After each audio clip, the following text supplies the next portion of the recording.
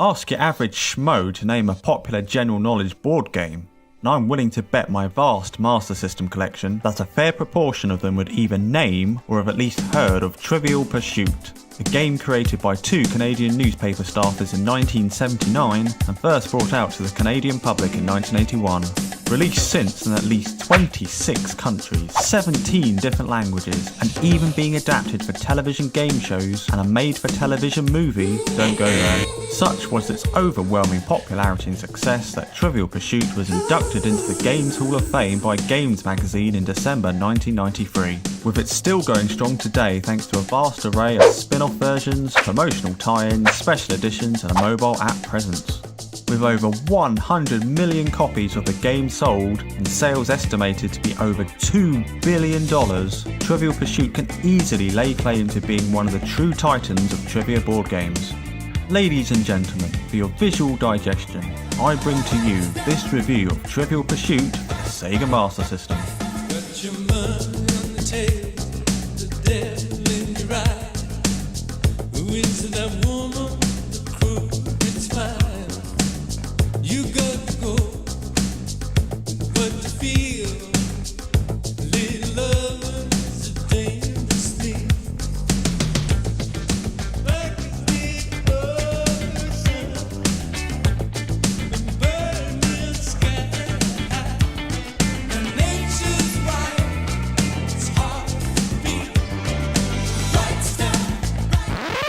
Wait a minute, there's a Sega Master System version I'm supposed to be reviewing, isn't there?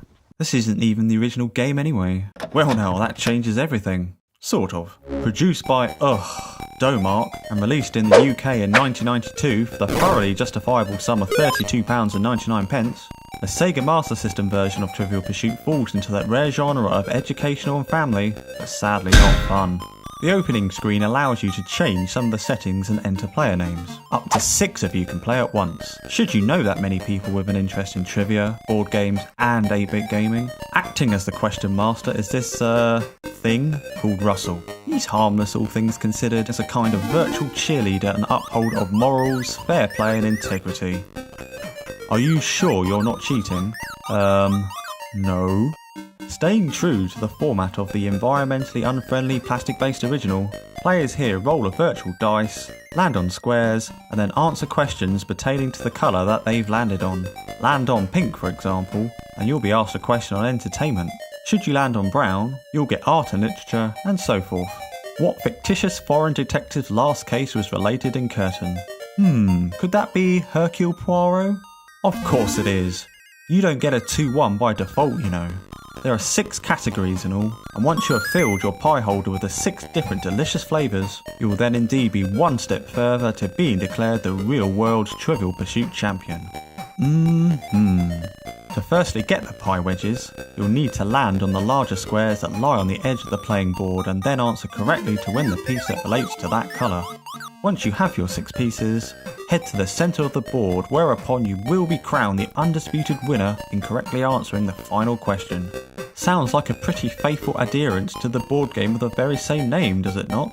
The very fact that I've even had to ask that question out loud should indicate where this review is going. Unbelievably, there is no AI, no com to play against in one-player mode, or any mode come to think of it. This is downright shocking at best, and borderline preposterous at worst. Now I know that many games back around this time were solely a one-player experience, but come on Domark. This is a video game based around a board game, the very essence of which involves the participation of at least 2 people. Put it this way, imagine a game where you play as the lead character with no enemies or AI involvement at all. No projectiles, no pitfalls, just an easy journey from start to finish. Wouldn't that be a great game, eh? A challenge well worthy of shelling out your hard-earned greenbacks.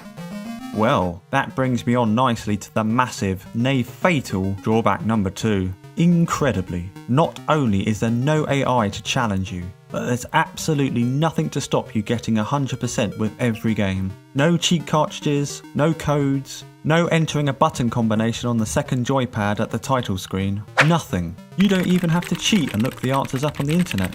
Let me explain. During my first play, you see, I was getting very confused. I would get shown a question and the timer would begin to run. On the occasions I didn't know the answer, which was often admittedly, I would quickly Google the question and have this ready for when the timer ran out or when I chose to proceed. It then showed me the answer and asked me if I was correct.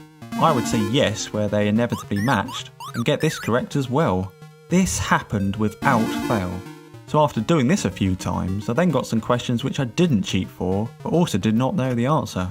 Who was elected as Prime Minister of India in December 1984? Why would I know that?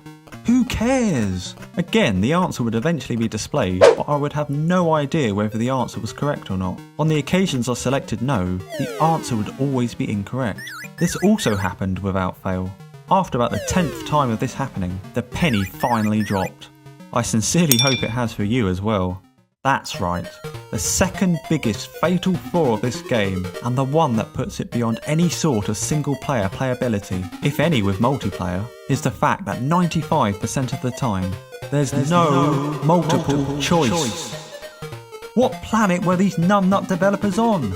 Who is seriously going to answer no whenever they get a question wrong? Maybe for the first few times, but honestly, I guess it mirrors the actual game, which also gives you mostly no optionality. But in terms of a video game experience, the lack of other choosable answers is baffling. Surely then, you would just play the actual board game?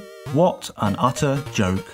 Add to this the barely readable question text, incomprehensible music rounds, and amazingly for a game as simple as this, poor in-game controls.